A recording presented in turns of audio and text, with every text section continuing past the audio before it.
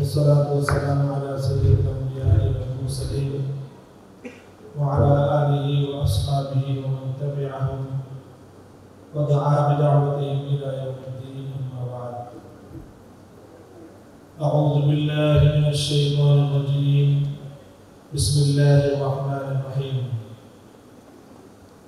لا إكراه في الدين قد تبين الرشد من الغي فمن يكفر بالطاغوت ويؤمن بالله فقد استمسك بالعروة الوثقى لا انفصام لها والله سميع عليم. صدق الله العظيم. اللهم صل على محمد وعلى آل محمد كما صليت على إبراهيم وعلى آل إبراهيم إنك حميد مجيد. আল্লাহ পাক রব্বুল আলামিনের শুকরগুজারি আদায় করছি যে অত্যন্ত সুন্দর একটি উপলক্ষ তিনি তৈরি করেছেন আমাদের সকলের জন্য, যে আমরা অল্প কিছু সময় আল্লাহর কোরআন থেকে এবং ইসলামের গুরুত্বপূর্ণ কিছু বিষয় নিয়ে আমরা এখানে আলোকপাত করার সুযোগ পাব।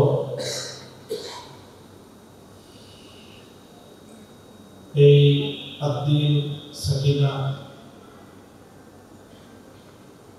ওমেন্স মেডিকেল কলেজ এবং হাসপাতাল এর সম্মানিত প্রতিষ্ঠাতা বাংলাদেশের প্রখ্যাত ডাক্তার জনাব মহিউদ্দিন সাহেব দামাত বরাকাতুহুম, তার আমন্ত্রণেই গতকালকে আমি এখানে আসার সৌভাগ্য লাভ করেছি এবং তার কথা আমার জন্য অবশ্যই অনেকটা নির্দেশ তুল্য। তিনি যদিও নির্দেশ করেন না, তিনি অনুরোধ করেন। অনেকের অনুরোধটাই আদেশের পর্যায়ে থাকে।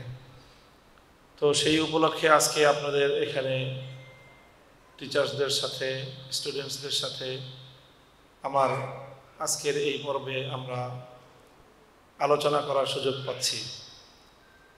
আলোচনা যখনই গতকাল আমার সামনে এই বিষয়টা ছিল যে আমি আজকে এমন একটি অডিয়েন্সের সামনে কথা বলবো, একটা বিষয় আমার মাথায় ছিল যে এই বিষয়টা আমি কথা বলবো। এই মুহূর্তে আমাদের সঞ্জয় স্যার তিনি আরও দুটো টপিক এখানে উত্থাপন করলেন যেন এই বিষয়গুলো আমি টাচ করি। তা আমাদের আসলে আজকের সময়টা খুবই সংক্ষিপ্ত, খুব দীর্ঘ আমরা সেশনটা করব না।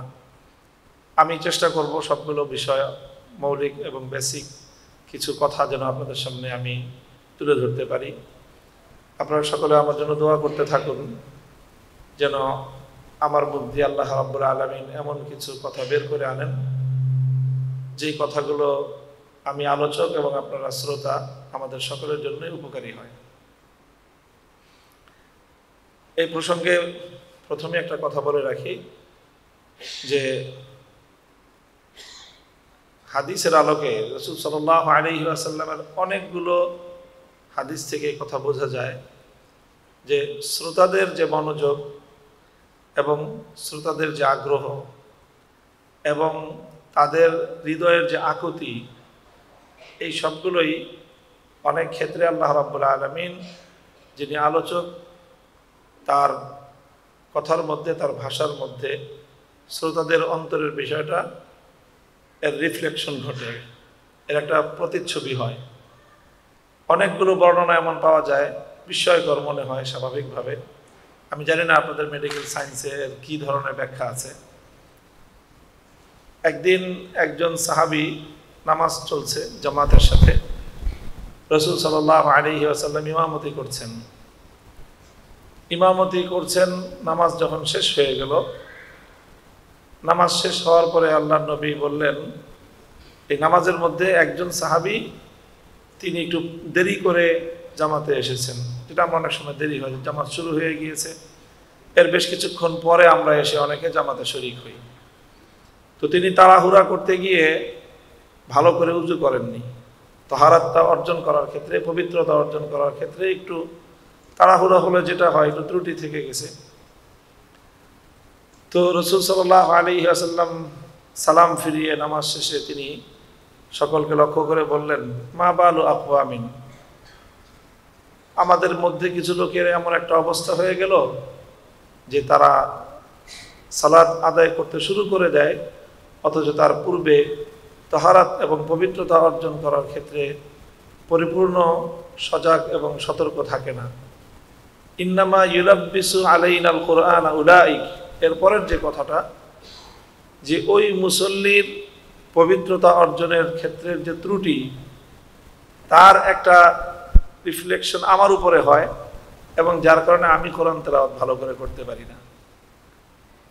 অর্থাৎ পবিত্রতার উজুর ত্রুটি হলো মুসল্লির, আর সেটার প্রভাব পড়ছে ইমামের উপরে। ইমাম তেলাওয়াত যেভাবে করার কথা, তেলাওয়াত সুন্দর হচ্ছে না, তেলাওয়াতের মধ্যে এটা একটা ভুল হয়ে যাচ্ছে, তেলাওয়াতের মধ্যে আপনার সমস্যা তৈরি হচ্ছে। এটা খুব একটা এই বিষয় যে একজনের ত্রুটি পুরো নামাজের মধ্যে, জামাতের মধ্যে একজন মুসল্লির ত্রুটি, এটা ইমামের উপর যখন প্রতিক্রিয়া তৈরি করে, তার মানে পূর্ণ জামাতের উপরেই, সকল মুসল্লিদের উপরেই তার একটা প্রতিক্রিয়া তৈরি হলো। তো এই জন্য আমি বললাম যে আপনারা যদি সকলে আমার জন্য দোয়া করতে থাকেন, আপনাদের হৃদয়ে আকুতিটা থাকে, সেটার একটা প্রতিচ্ছবি এবং তার প্রতিক্রিয়া আমার মধ্যে হবে, এবং আমিও হয়তো কিছু ভালো কথা, কিছু উপকারী কথা আল্লাহ আমার মুখ দিয়ে বের করবেন। আমি যেই বিষয়টা আলোচনা করার জন্য এখানে কোরআনে পাকের একটি আয়াত, সূরাতুল বাকারার 56 নম্বর আয়াত 56, যে আয়াতটি আমি তেলাওয়াত করেছি, এই আয়াতের একটি গুরুত্বপূর্ণ বিষয় নিয়েই আমি আজকের এই অডিয়েন্সকে একটু ধারণা দেওয়ার চেষ্টা করব। আয়াতের শুরুতেই রয়েছে লা ইকরাহা ফিদ্দীন। লা ইকরাহা ফিদ্দীনের অর্থ, স্বাভাবিক অর্থ হলো ধর্ম পালনের ক্ষেত্রে কোনো জবরদস্তি নেই, অর্থাৎ কারো উপরে চাপ প্রয়োগ করার কোনো বিষয় নেই। একটি বিষয় কোরআনে পাকের মধ্যে একাধিক জায়গায় এই আয়াতটি এসেছে, এই এই এই কাছাকাছি মিনিং। যেরকম সূরাতুল কাফিরুনের মধ্যে আছে লাকুম দীনুকুম ওয়ালিয়া দীন, তোমার ধর্ম তোমার কাছে, আমার ধর্ম আমার কাছে। এরকম আয়াত কোরআনে পাকের মধ্যে একাধিক জায়গায় আছে যে লা ইকরাহা ফিদ্দীন, ধর্মের বিষয়ে জবরদস্তি নেই। অনেক সময় আমরা এটা অর্থ করি ধর্মের মধ্যে বাড়াবাড়ি নেই। আসলে এর অর্থটা কি, এর ব্যাখ্যাটা কি? যে ধর্মের মধ্যে বাড়াবাড়ি নেই অথবা ধর্মের মধ্যে জবরদস্তি নেই, এর সবচেয়ে সুন্দর এবং অগ্রগণ্য যে ব্যাখ্যা, এর অনেকগুলি ব্যাখ্যা রয়েছে। ইসলামের মধ্যে অনেকগুলো বিধান আবার এমন আছে যেই বিধানগুলো দিয়ে মনে হয় যে না, অনেক ক্ষেত্রে তো বাধ্যতামূলক আছে, আবার আল্লাহ বলছেন যে বাধ্যবাধকতা নেই, জবরদস্তি নেই। অথচ ইসলামের বিধান হলো কোনো ব্যক্তি কালেমা পড়ার পর, মুসলিম হওয়ার পর যদি সে নামাজ না পড়ে, তো তার জন্য কঠোর শাস্তির বিধান, কঠোর শাস্তির বিধান। ইসলামের যতগুলো স্কুল অফ থট রয়েছে, যতগুলো মাযহাব রয়েছে, এবং ইসলামী ইতিহাসের যতজন প্রাজ্ঞ স্কলার রয়েছেন, এই ব্যাপারে তাদের কারো কোনো দ্বিমত নেই যে যদি একজন মুসলিম সে নামাজ না পড়ে, তাহলে তার বিরুদ্ধে কঠোর শাস্তিমূলক ব্যবস্থা গ্রহণ করা হবে, এই ব্যাপারে কারো দ্বিমত নেই। হ্যাঁ, কতটা কঠোরতা করা হবে সেই ব্যাপারে, মাত্রার ক্ষেত্রে ডোজ কতটুকু হবে সেই ব্যাপারে দ্বিমত আছে, কিন্তু এখানে যে তার জন্য পানিশমেন্ট হবে এই ব্যাপারে কিন্তু কোনো দ্বিমত নেই। এমনকি যদি কেউ যাকাত আদায় না করে, যাকাত যদি না দেয়, যার সম্পদের উপর যাকাত ফরজ হয়েছে, যাকাত না দেওয়ার উপরেও যে কোনো ব্যক্তির বিরুদ্ধে শাস্তিমূলক ব্যবস্থা গ্রহণ করা হবে। অনেক বিধানই এমন রয়েছে যেগুলো ধর্মীয় বিধান, সেই ধর্মীয় বিধানগুলি পালন না করলে পানিশমেন্টের ব্যবস্থা ইসলামের মধ্যে রয়েছে, শরীয়তের মধ্যে রয়েছে, এবং এগুলো চূড়ান্ত কথা, এর মধ্যে আর কোনো বিভেদের কোনো জায়গা নেই।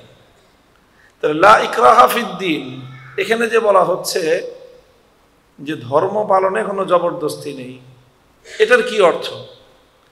আমরা এই বিষয়গুলির অনেক সময় ভুল ব্যাখ্যা নিজেরা উপস্থাপন করি এবং নিজেদের মতো করে আমরা একটা ব্যাখ্যা দাঁড় করাই, এবং কোনো কোনো ক্ষেত্রে ভুল অর্থ করি, শাব্দিক একটা অর্থ করেই আমি একটা জিনিসের একটা ভুল মিনিং সমাজের মধ্যে দাঁড় করিয়ে দিই। এই বিষয়গুলিতে আমাদের খুব সতর্কতা অবলম্বন করা উচিত। মনে রাখতে হবে যে বিশেষ করে ইসলাম এটা কোনো লাওয়ারিস ধর্ম না, যে কোরআন নিয়ে হাদিস নিয়ে যে কেউ যে কোনো ধরনের একটা মন্তব্য করে দিল, অথবা কোরআনে পাক থেকে কোনো একটা আয়াতের খণ্ডিত অংশ নিয়ে নিজের মতো করে উপস্থাপন করলো। এই বিষয়গুলো খুব ঘটে এখন, এই বিষয়গুলো খুব ঘটে। এই জন্য আমি অ্যাজ এ মুসলিম সকলের প্রতি আমার এই ক্ষেত্রে খুব বিনীত অনুরোধ থাকবে যে ইসলামের বিষয়ে আপনি কোনো কিছু বলতে হলে অনেক সতর্কতা অবলম্বন করা উচিত, যেন আপনি এমন কোনো কথা না বলেন যেই কথাটা কোনো মারাত্মক ভুল অর্থ দাঁড় করায়। কারণ ইসলামের যে বিষয়গুলো আছে, ইসলামের যে কোনো বিষয়ের চূড়ান্ত কথা বলার অথরিটি আল্লাহর এবং আল্লাহর পক্ষ থেকে প্রতিনিধি হিসেবে, আল্লাহর পক্ষ থেকে তার প্রতিনিধি হিসেবে আল্লাহ রসুল সাল্লাল্লাহু আলাইহি ওয়াসাল্লাম, এই দুজনই হলেন তারা মূল অথরিটি ইসলামের বিষয়ে যে কোনো কথা বলার।